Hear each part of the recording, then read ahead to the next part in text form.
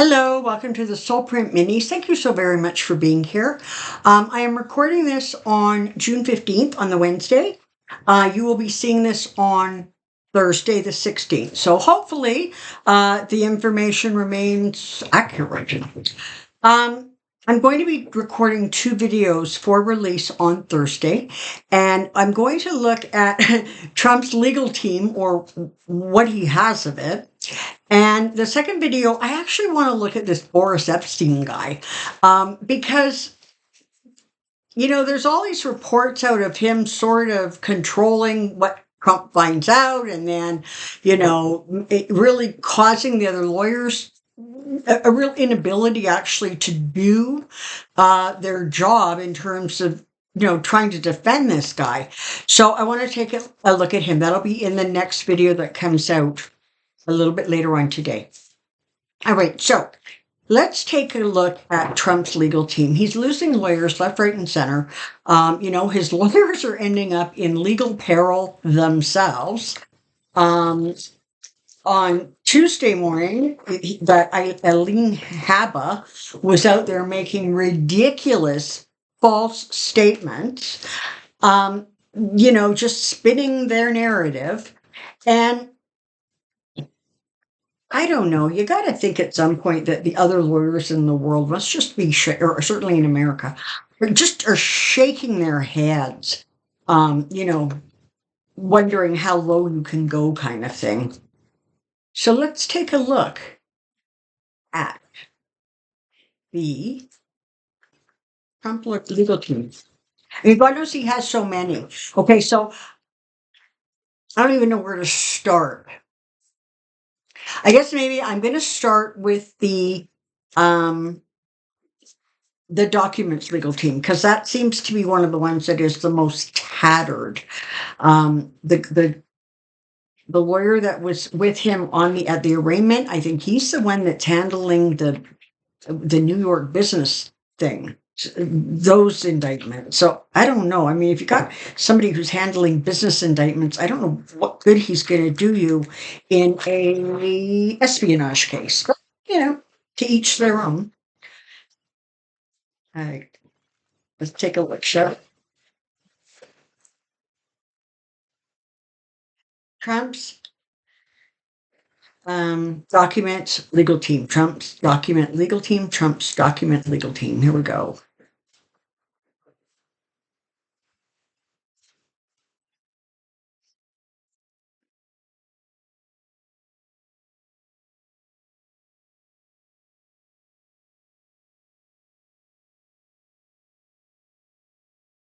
Okay. So we're starting off with the magician. So, read this in reverse, right? This is about sneakiness. It's about, things not being quite as clear cut and above board, maybe as they should be, or as we would hope. But the problem overall, the overarching problem, is that it's not that some of these lawyers aren't well equipped to handle this situation. Certainly the 2 that quit the morning after the indictment came down were quite capable, apparently, and apparently well versed in this kind of a defense. So it's not that some of them, not all of them, but some of them have not been kind of well suited. The problem is inside that legal situation, inside that sort of grouping of lawyers, everything appears to be really, really chaotic. It's like they're trying to move forward, but it feels like the ground underneath them is very, very unstable because everything keeps shifting and changing. And more to the point, Trump won't shut up. So every time he opens his mouth, he makes it worse. All right. Just like on Tuesday, after the court case, he goes to hold some rally or something at Bedminster, and literally is, people have asked me why I did it. Well, let me tell you. What? Like, you gotta wonder how his lawyers cope with that?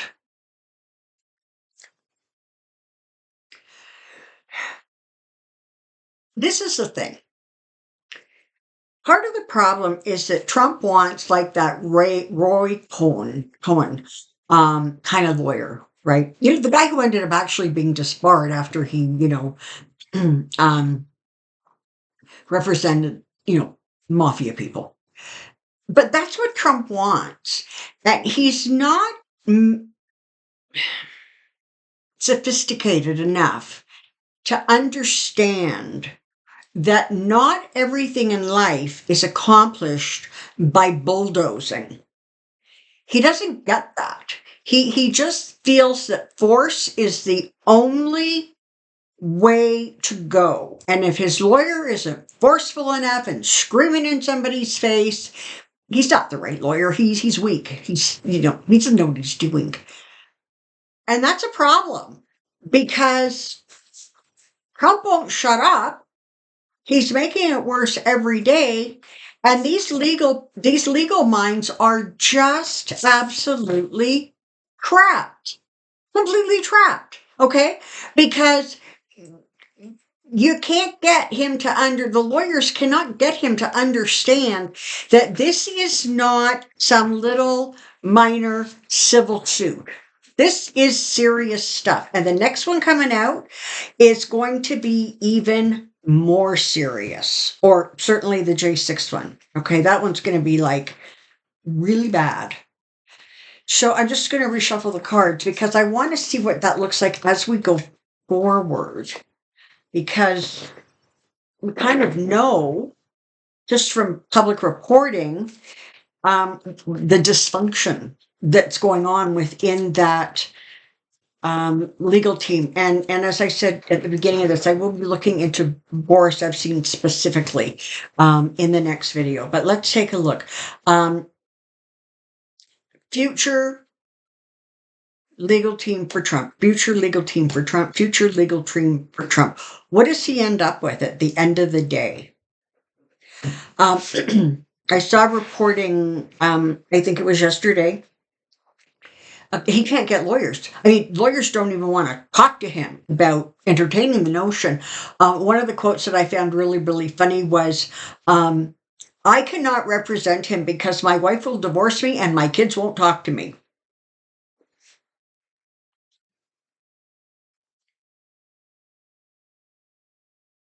So I guess that kind of says it all, right? What do we have here?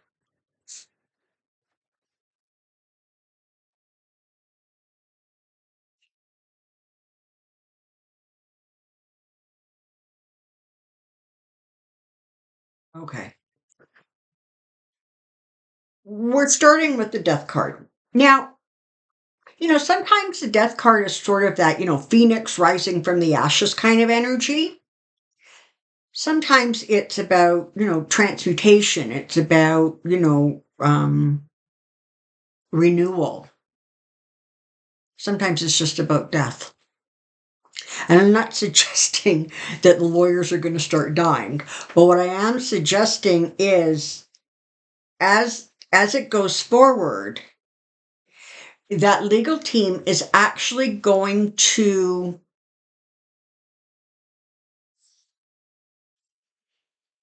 sort of like lose power. Like the team itself is going to become like weaker and weaker because of the restrictions that are being put on whoever the lawyers are. They again are, they're just being kept caged in. They can't do what they want to do or need to do or know they should do because they're not, frankly, being allowed to. And again, the lawyer card came up for him.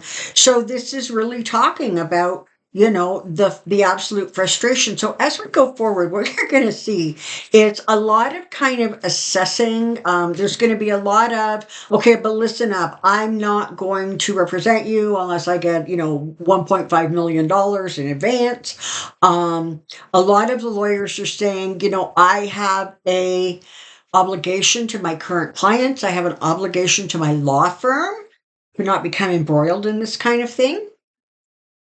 So what he's going to find is lawyers keep trying to run away from him. And this is the thing. Even now, he does not understand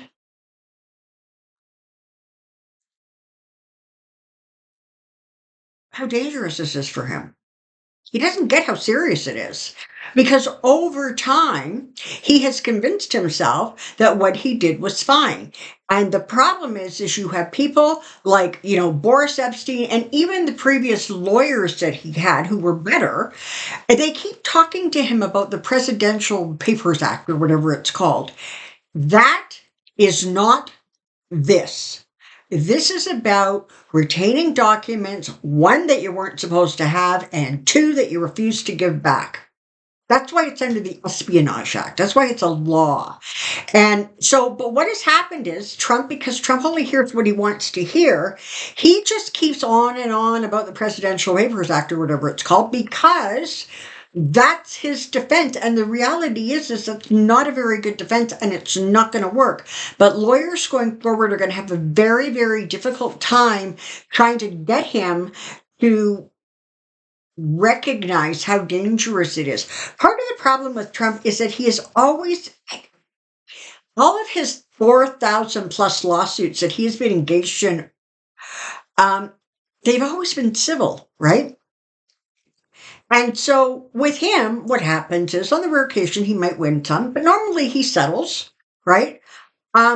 And so Trump's solution to legal problems is to throw money at it. Well, we'll just settle.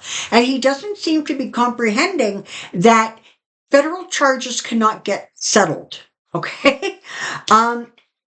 He's not going to have good luck with this. He's really, really not. He's going to find it very difficult to sort of get really good quality lawyers. Now, I'm not saying he's not going to have one or two in the gang. The problem is going to continue to be, though, that he's going to be, blocking the lawyers. He wants somebody reckless, and it feels like he may end up getting somebody reckless who,